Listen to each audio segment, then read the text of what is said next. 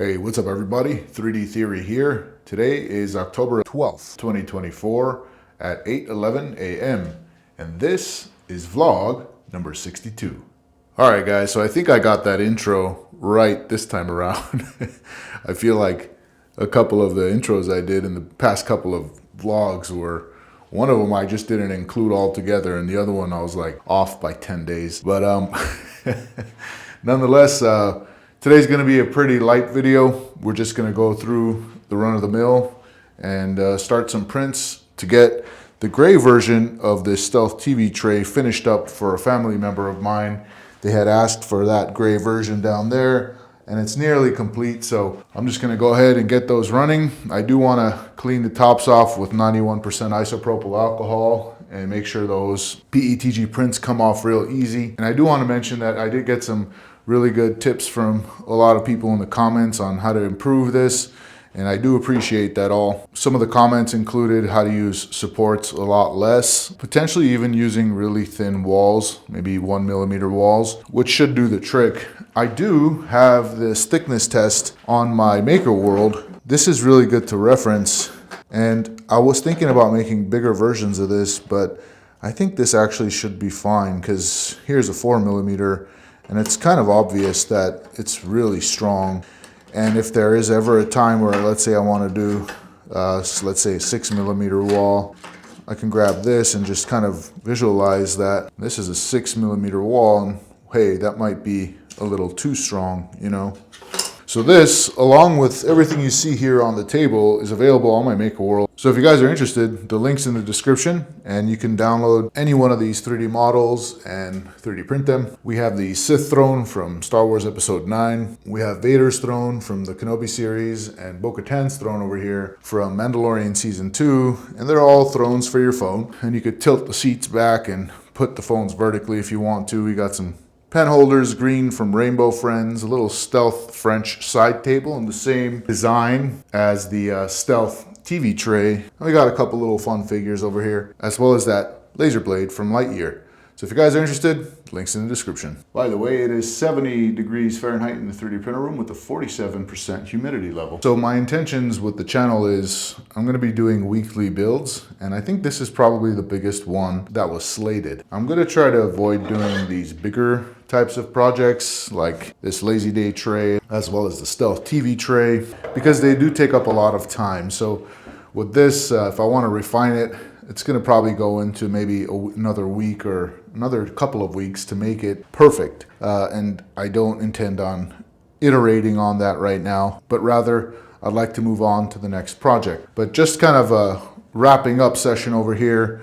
This is what the Lazy Day tray was in my mind when I first conceived of it. And then this is what it turned into.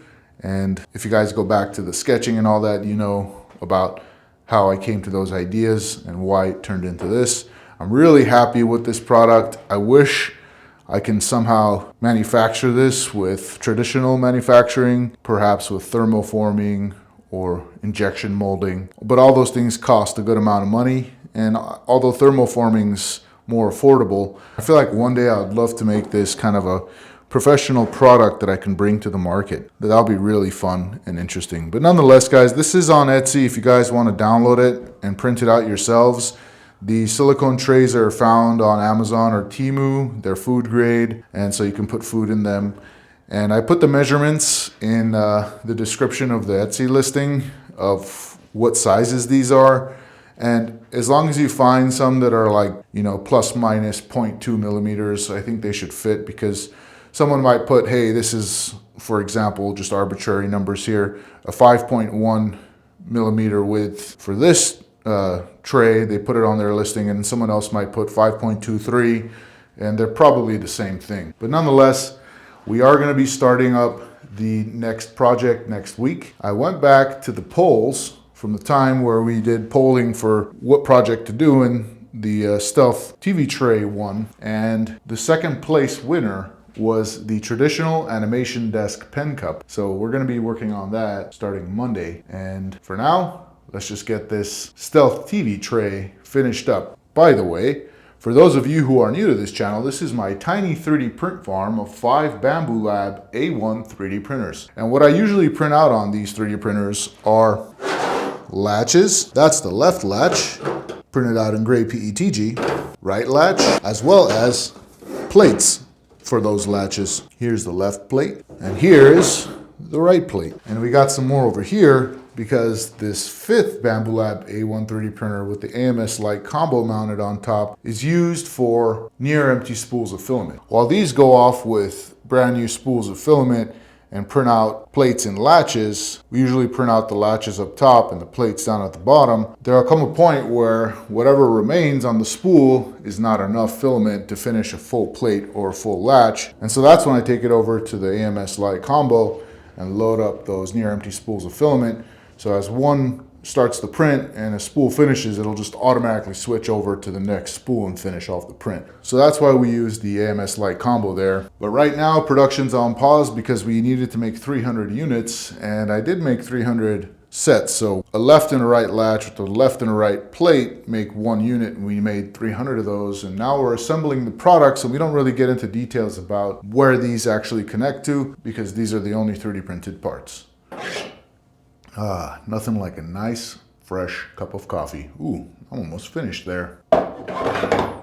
All right, guys, so I got my 91% isopropyl alcohol, and I'm just gonna do a couple of sprays on each one and make sure we clean these plates off before we start the next print.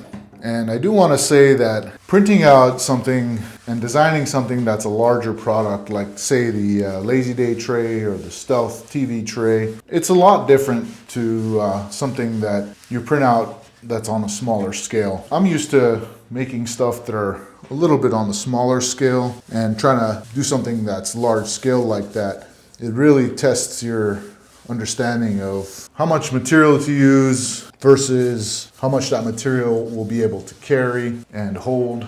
And so when I was designing out this Lazy Day tray, I kept thinking to myself, I really want this to be sturdy, but I didn't know how sturdy these 3D prints can actually be.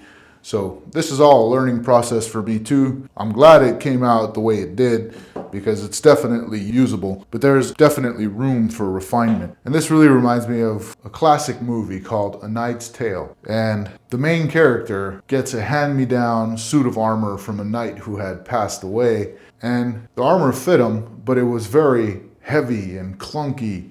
And it did the job. However, again, it was just so heavy and cumbersome to wear. And this lady came around in the film, and she was a master in her craft, and she ended up making a suit of armor for him that was very light and looked amazing. It was super refined, and everyone was laughing at her technique of building a knight's armor until he wore it and went through a testing process where they rammed a giant log against him, and he got right up and said, I didn't feel a thing, which means her armor was the best. And so that always reminds me of situations like these where, although this is built stronger for what it's needed for, there's room for refinement, and that's just an iterative process. But my goal with all this is that in a week's span of time, is it possible to ideate, sketch, 3D model, and 3D print a product that you can make available for people to get with as low amount of iterative process as possible, with as low amount of prototyping as possible. And as you guys know, if you guys have been part of the channel for some time, you know that I always mention that creating something that works the first time around is really difficult and very rare. But that's my goal here. My goal is to create stuff that will be ready on the first iteration. And that's a tall order. But nonetheless, we're going to be moving forward with those ideas and see if we can make that work. And we're starting up the prints there. I feel like that would be some exciting projects, and I do appreciate everyone's feedback because there's a lot of good info that you guys give, and hopefully the stuff that I make helps someone out and kind of provide some valuable information about this process of designing products and 3D modeling and 3D printing. And I do appreciate everyone's engagement on the channel and in the community. But nonetheless, these are going to start printing out. That about wraps it up for today's vlog. Thank you so much for joining me, guys. Until next time, peace, love, and joy.